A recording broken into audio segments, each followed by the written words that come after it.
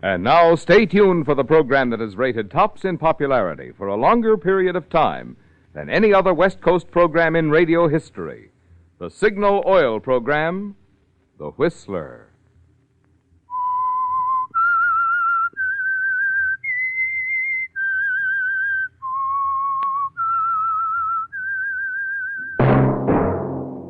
Signal, the famous Go Farther gasoline, invites you to sit back and enjoy another strange story by The Whistler.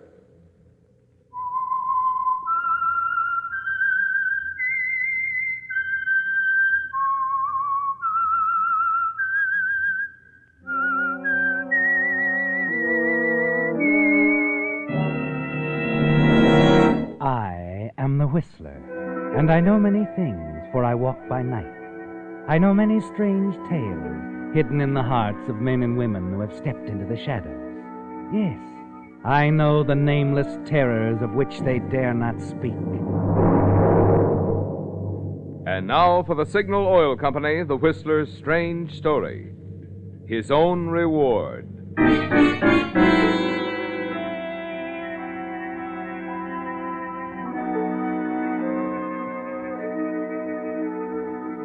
It's a brilliant party, another social triumph for Peggy and Arnold. The salon orchestra, prominent men, glittering women, diplomats, officers in uniform, top-level government officials share the gay convivial atmosphere. Arnold, a leading figure in government circles, a distinguished host, stands with his wife Peggy as they talk to the guests, and Arnold gives no outward sign of the inner tension that twists within him. Yes, it is a delightful party. Thoroughly delightful. Oh, you're nice to say so, Mr. Thompson. You're quite a catch, you know. Every capital hostess hopes to snare the chief government investigator for her parties. Oh. You see, Mr. Thompson, you've boosted my wife's stock as a hostess at least 100%. Oh. Believe me, Arnold, it's my pleasure. Oh, excuse me, will you? I think I see a late arrival. Yes, go right ahead. Of course, Peggy. She's an amazing woman, Mr. Thompson. Parties are her life's blood. And she should be thriving. And I'll soon be insolvent. How are things going with you since your recent exoneration? I'd prefer not to discuss the investigation. It's over and done with. And fortunately, you were exonerated. But what I ask you is, how have things been going since then? Since then, Mr. Thompson, my position has been status quo. I have remained in the same job while two subordinates have been promoted to positions which would have meant a great deal to me. Well, perhaps there are reasons for their appointments, Arnold. Reasons you know nothing about. Nonsense. If I had it to do over again... You'd do exactly as you're doing. No, I wouldn't. Why should I sacrifice... In times like these, Arnold, everyone must sacrifice. Oh, times like these. I'm tired of that phrase. Well, I had no idea you felt as keenly as you do. Well, it's just that... Oh, everything seems to have gone wrong lately. I didn't really mean to take it out on you, Mr. Thompson. You know how it is. Oh, excuse me, dear, but there's a gentleman waiting to see you in the study. A gentleman? Who? I really don't know, dear, but he did say it was important. Try not to be long, dear. Frenzart's due to play any moment now. Frenzart? He's the musician I told you about. Oh, yes, of course. Excuse me, Mr. Thompson. Of course, Arnold. Oh, it's you, George. Is it your habit to appear at private parties uninvited? Hardly. But you're becoming rather difficult to see these days, Arnold, especially where your creditors are concerned. I'll talk with you tomorrow. You'll talk with me tonight. But that's impossible, George. My guests... Are very important people, I'm sure. That's why I suggested we talk in private. You'd feel rather badly if any of them happened to overhear us. What's so important that it can't wait till tomorrow? These IOUs. I told you I'd pay you next month. That was last month. You've been telling me that for a long time. I want the money now, before your other creditors move in. Listen to me, George. In a few weeks, I'll have enough to pay every dollar I owe and a great deal more. You've said that before. But I've been planning this deal for weeks. I'm so certain of it that... Well, suppose I give you part of what I owe you right now and the rest when I complete the deal. Well, I suppose a part of a loaf is better than none. But I expect the remainder within 30 days. You'll have it.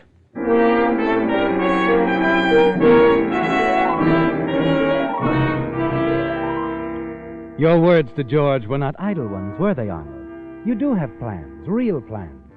They involve risk, terrible risk. But you decide the rewards are worth it. You remember one man who told you he had connections which could solve your problems for you, if you met the terms. Risky terms, Arnold. But you find yourself thinking of them during the remainder of the evening at the party. And as the evening wears on, you become increasingly aware of Thompson, the government investigator's presence. He disturbs you, doesn't he, Arnold? But finally the party is over. The guests have gone, and you and Peggy are alone. It was a good party, wasn't it, dear? Yes, expensive, too, but everybody seemed to enjoy himself. Except the host. Oh, goodness, I almost forgot. Frenzart's waiting in your study. Who? The musician, darling. I'm afraid he's waiting to be paid. Must he be paid tonight? Well, he did seem quite anxious. Oh, all right, dear. I'll see him right now. Don't be long. I won't, Peggy. Good evening, sir. You're Frenzart, I believe? Yes, I am. About your fee, I'd prefer to reimburse you later, if you don't mind, when all the bills for the party come in. More business-like that way, you know. You are perhaps short of funds? Now, see here, I won't stand... Oh, forgive me, sir. Perhaps it will not be necessary to pay me any fee at all. What? You see, I have the receipt all ready for you. I don't understand. Oh, you will understand, sir. This evening has been my pleasure. You will please accept this receipt, and I bid you good night, sir.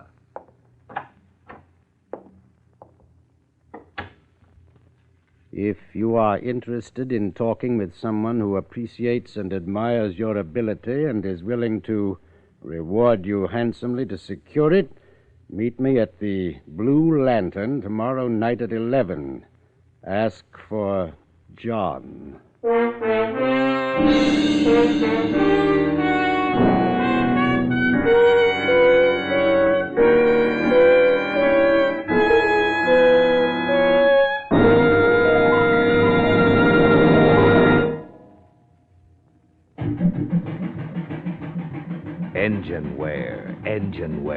Engineware. Engine wear. It's one of the principal reasons drivers have to spend big sums of money having their motors overhauled.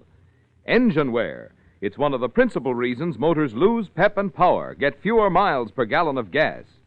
Engine wear. It's one of the principal reasons cars gradually use more and more oil until eventually they become oil eaters. No wonder automotive and petroleum engineers for years have sought ways to reduce engine wear. And now at last, Signal reports startling success with an amazing new motor oil that reduces by 50% engine wear due to lubrication. That means your car can now keep its like new pep and power twice as long. It means you can now enjoy low oil consumption twice as long if your car isn't already an oil eater. So if you want to be good to your car and your pocketbook, too, drain out that lazy old motor oil. Have a Signal dealer refill your crankcase this week with Signal Premium, the amazing new Signal oil that reduces engine wear due to lubrication 50%. Engine wear.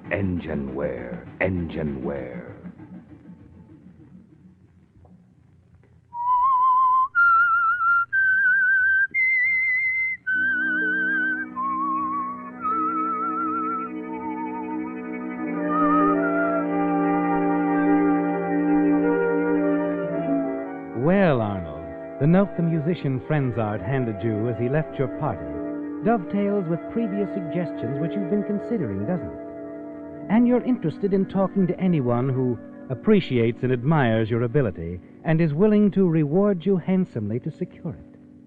Yes, for the moment at least, you forget your frustrated ambitions, your heavy indebtedness. For the man you're on your way to meet holds out the promise of solving both these problems for you. At 11 o'clock the following night, you enter the Blue Lantern Inn to keep your appointment. Help you, mister? Why, yes. I'm looking for John. Oh, sure.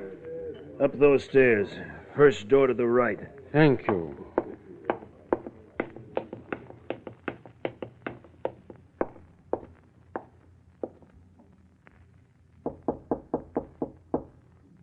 Who is it?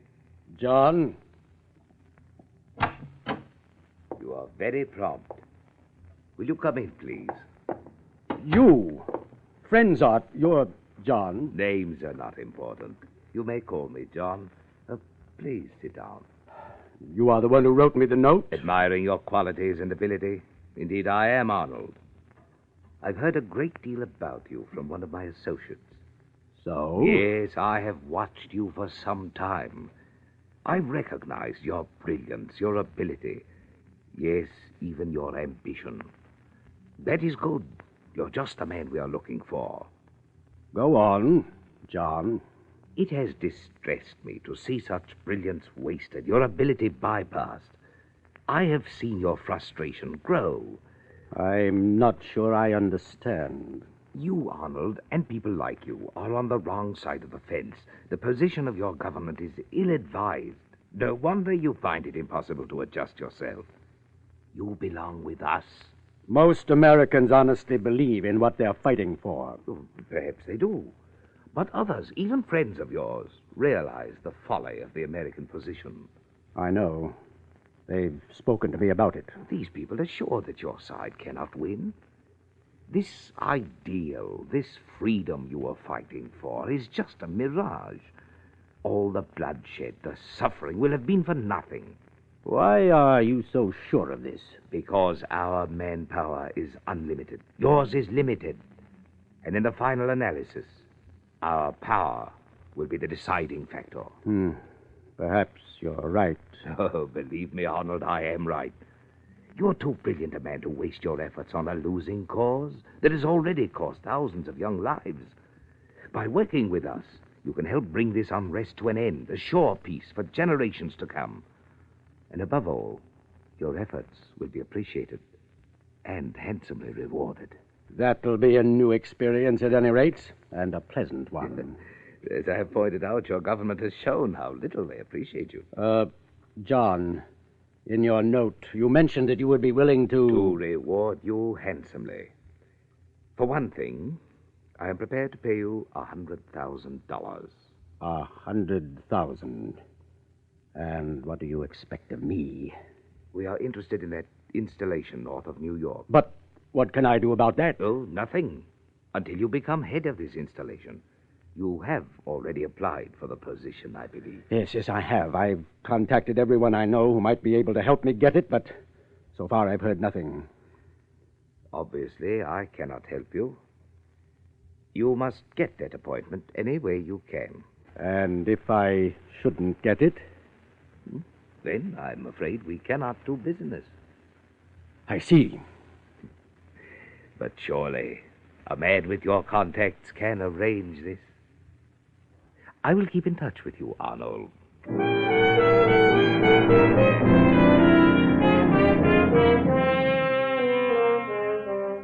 You redouble your efforts, don't you, Arnold? Write more letters, see more people, in a supreme effort to get that all-important appointment as head of the installation above New York. John's evaluation of you, your brilliance, perception, and ability, spurs you on and conjures up bright dreams of position, power, and recognition. But the days go by, and there is no word of your appointment. Only occasional notes from John, carefully worded reminders that you must get it.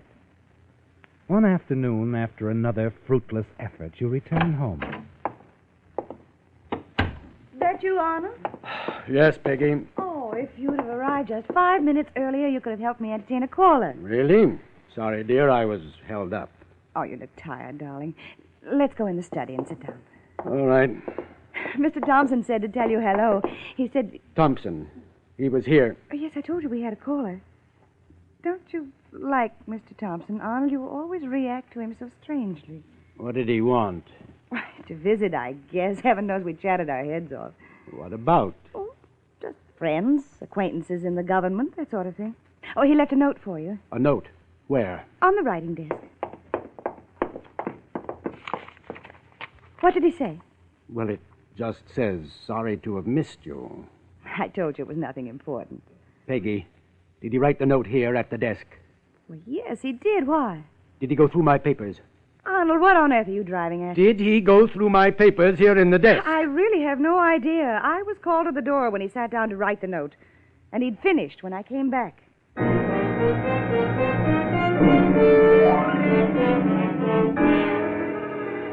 As Peggy leaves the room, you begin a frantic search through your papers in the desk. You must know if Thompson has discovered anything incriminating against you. The several notes from John are there, apparently undisturbed. But you can't be sure, can you, Arnold? You're frightened, aren't you, Arnold? Desperately frightened. And then... Arnold.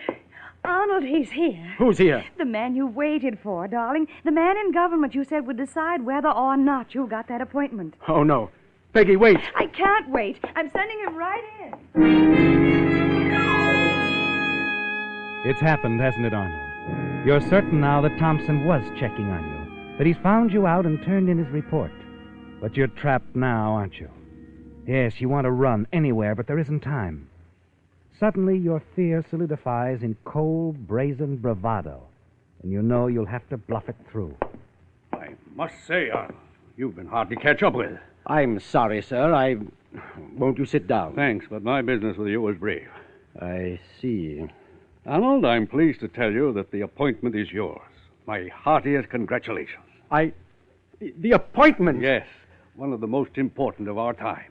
That installation above New York is our most vital project. Yes, so I understand. This new appointment places immense power and responsibility for our future security in your hands.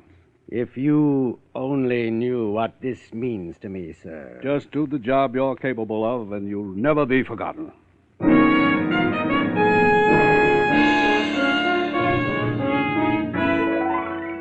You're stunned with surprise, aren't you, Arnold? You can hardly believe the appointment is yours. Events move quickly now. You're soon established in your new office in complete control of that important installation, just the way you've planned. And as soon as it seems safe, you arrange to meet again with John at a secluded spot in the country. You are to be congratulated, Arnold. You are now in a position to accomplish our purposes. I'm also in a position to lose everything, and I have more to lose than I had the last time we talked. Yet you got in touch with me. I must presume that our offer still interests you. Position, money. You will go much farther with us. Suppose something goes wrong. Nothing will go wrong. You might be caught, and if information about the installations were found on you, I would be suspected too. Suppose you are. By the time it is discovered, you will have changed your address. Arrangements have already been made for your transfer once your end of the deal is completed. And the money? When am I to be paid? $50,000 when you give me information that will enable my men to get inside the place. You'll get the remainder when the final step succeeds. You have the money with you? 50,000, yes. Now, just how do you plan to get our men inside the installation? Easily. I'll show you. Here. You see, by simply transferring some men from... You've made your choice, haven't you, Arnold? Now you will have money, power, and recognition. All the things you've schemed for. After your interview with the all-powerful John, you return to your office, confident, complacent. Sitting at your desk, you are totally unaware of an event that takes place only a few miles away. An event that will reshape your entire life. Just a moment, you. Halt! Hold or I'll shoot!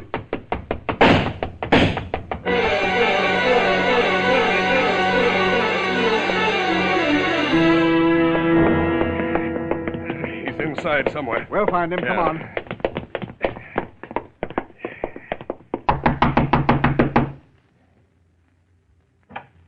Yes? You didn't think you could give us the slip, did you?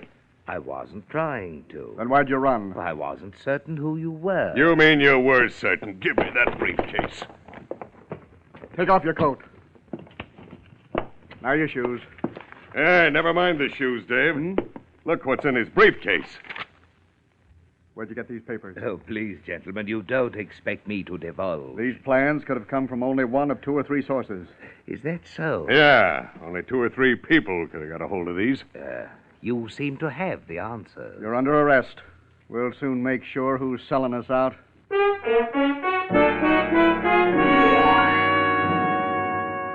Yes, Arnold. Had you known that the man who'd provided you with $50,000, who'd promised so much in the future, had been captured and tacitly admitted his connection with you, you'd have been in a far different mood, wouldn't you? It's nearly midnight when you learn that he who deals in betrayal is quite apt to be betrayed. Excuse me, sir. I hate to disturb you, but this is important. Yes, what is it? It's rumor, but there seems to be weight behind it. I understand we've captured a spy. A spy? When? Just a little while ago, as I understand it. Somewhere out in the country. Anyone with him? No, he was alone, allegedly carrying the complete plans of this installation. I see. Where is he now? In custody. I'll get the full details to you as soon as possible. Yes, do that. It's a real break for us, capturing him. Isn't it? Yes, of course it is. A great break.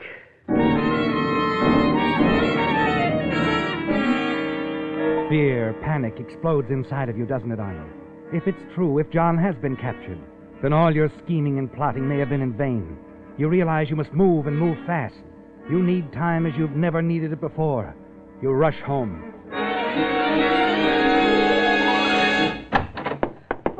What's the matter, dear? Peggy, we've got to get out of here. What do you mean? Get your coat. We've got to hurry. What have you done? Look, Peggy, there isn't time now. We can talk later, but what I did for you as well as myself. Now we'll have money, power, position, Peggy, everything we've wanted. And just where will we go, Arnold, and how? It's all arranged, Peggy. We're leaving the country. I wonder who that is. You'll have to answer it. No, wait. Yes, I guess you're right. I'll get it. I knew you'd want this right away, sir. Oh, of course. Come in. I've got confirmation that the spy's been captured. I thought you'd want to go down and question the prisoner personally. I think I shall. Yes, I think I shall. That'll be all. Yes, sir. Peggy, do you know what this means? We can make it now. We can escape. They'll do nothing for several hours. By the time they begin to wonder what's delayed me, we'll be far away. Peggy will be set for the rest of our lives.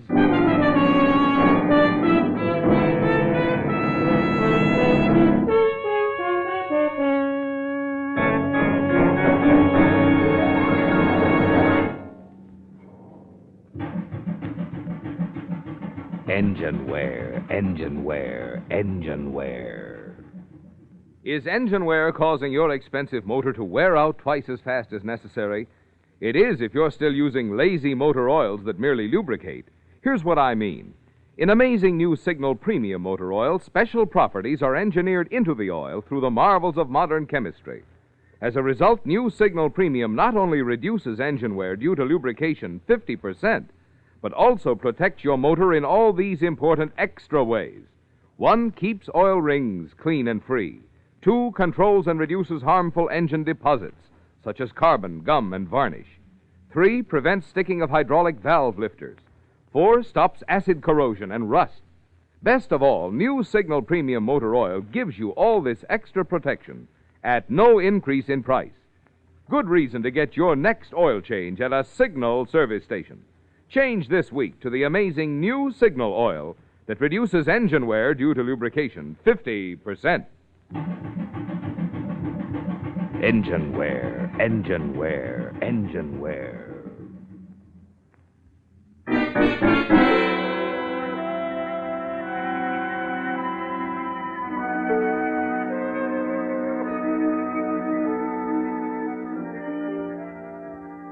Yes, Arnold, as you promised Peggy, things went smoothly. And as John had promised you, your escape from America was accomplished with amazing ease. In new places, among new faces, you lose track of time. Power, money, all the things you thought would satisfy you come your way. Then in the midst of your new surroundings, the decay slowly sets in. You and Peggy are not accepted by your new associates. It's not what you anticipated, is it, Arnold? Weeks and months pass in loneliness, heartache, and despair. Then one evening, sitting alone with Peggy, an idea hits you. One of Peggy's famous parties will again provide the solution to your problems. Yes, you're certain you can count on Peggy, aren't you? You make the plan, send out the invitation, spare no expense. On the night of the party, you stand in the reception hall, listening to the final strains of a carefully chosen musical number, executed by the famous orchestra you engaged for the evening.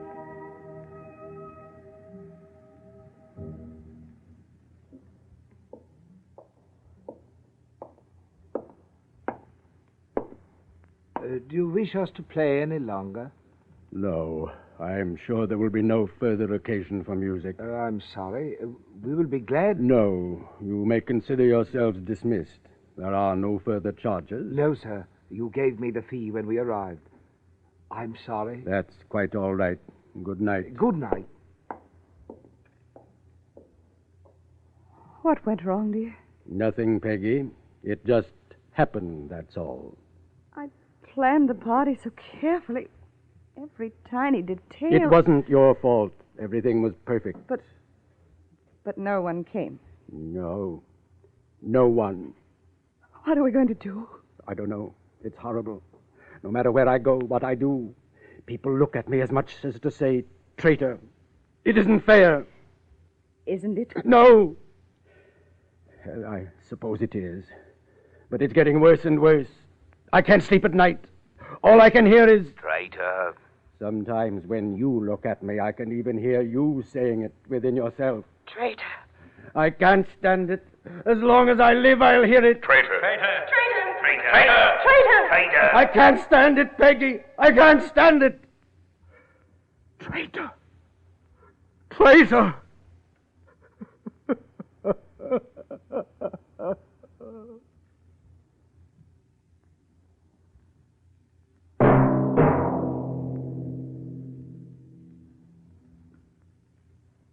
Many of you have undoubtedly recognized tonight's Whistler story was based on the events in the life of America's arch traitor, Benedict Arnold. The Signal Oil Company invites your comment on tonight's program. In presenting this fictional dramatization, it has been our hope that we may have helped to underline the dangers in the many isms being offered today. Isms which make their appeal to well-meaning but misguided people, and which have as their real purpose the undermining of the way of life which has built America into the greatest nation on earth.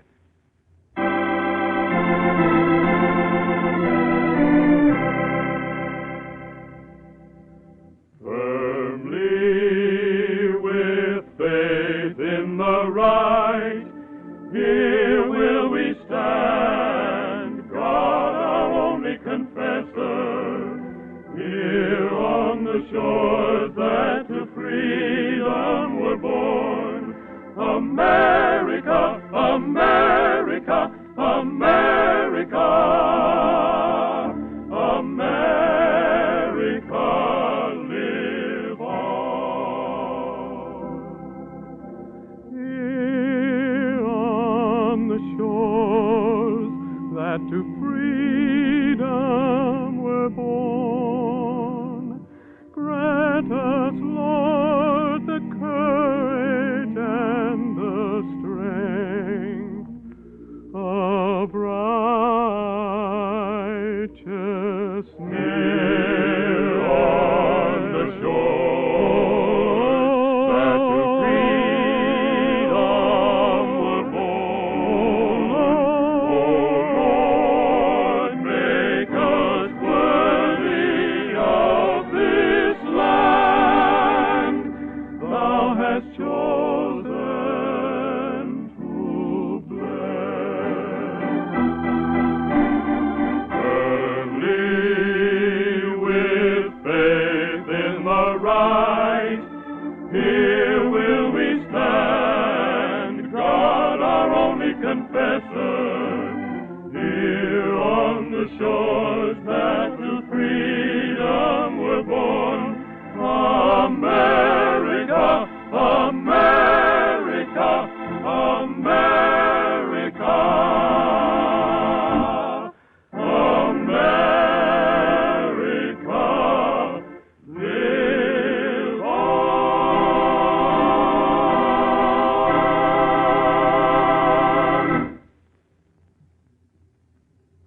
This is Marvin Miller speaking for the Signal Oil Company.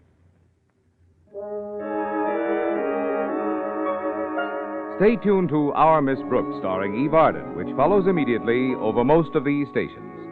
This is CBS, the Columbia Broadcasting System.